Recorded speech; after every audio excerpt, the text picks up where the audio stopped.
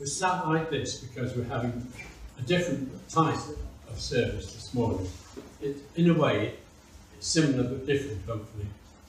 And it all began because I wrote an article for the Inquirer saying that people look at Unitarian websites and they like what they see and they think, I'll go to my local Unitarian church. And when they go, what they find is it's just like any other church. And it's got pews and an organ playing and a priest in a robe.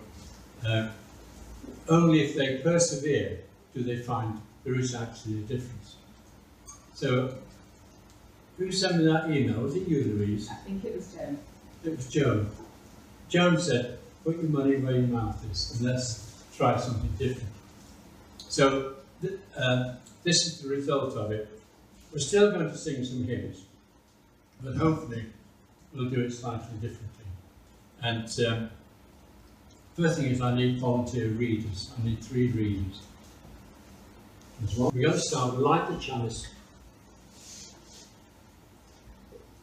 We light the chalice because it represents the Unitarians, what they stand for.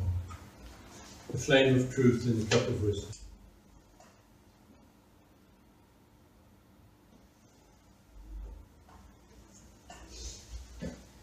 And what we're going to do, the dreaded hold hands. But we hold hands this way, yours on top, yours underneath. Okay? They're supposed to be non-threatening.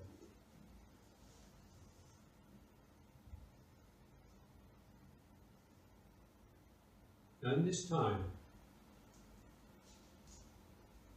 let's just focus our thoughts. And let us be aware of ourselves, of who we are. We are complex beings with emotions and thoughts, and minds that never stop chattering, or reasoning, or dreaming.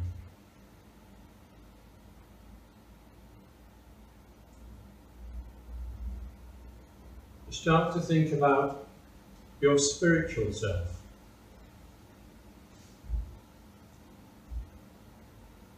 Focus on yourself as a spiritual person, your spiritual self.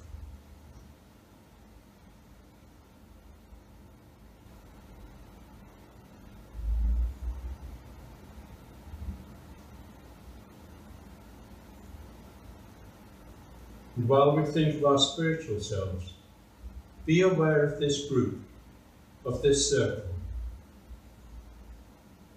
Be aware of our connection to it. We are part of it. It is part of us. And we are part of everything. So we are aware of our spiritual selves. We are aware of this group, this circle. And we are aware that we are part of everything. And everything is part of us. So we can break the hold now.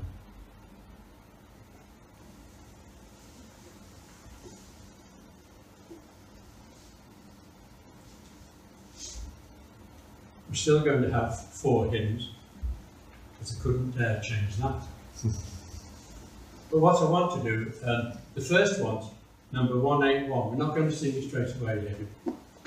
Find the words in the book first.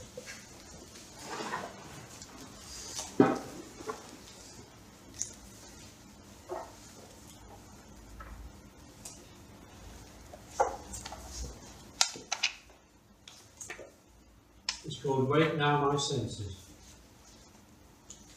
But take a minute to read through the words. Read through the words and understand what they're saying to us before we sing them.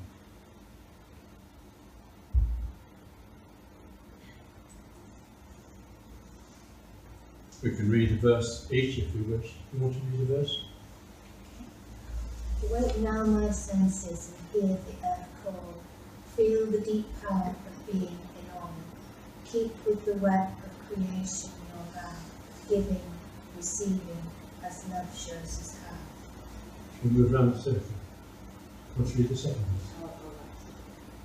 Wake now, my reason, reach out to you. Join with each pilgrim who quest for the truth. Honor the beauty and wisdom of time. Suffer thy limit and praise stubborn love. Wake now, compassion, give heed to this cry, voices of suffering, with the light sky. Take as a neighbour, both stranger and friend, praying and striving, their hearts should join. Wake now, my conscience, with justice thy guide. Join with all people whose rights are denied. Take not for granted a privileged place. God's love embraces the whole human race. Wake now, my vision, but ministry clear. Brighten my pathway with radiance here. Mingle my calling with all who would share. Work toward a planet transformed by our care. So let's now stand and sing that hymn. A few moments to reflect on the words of that hymn that we have sung and what the words mean to you.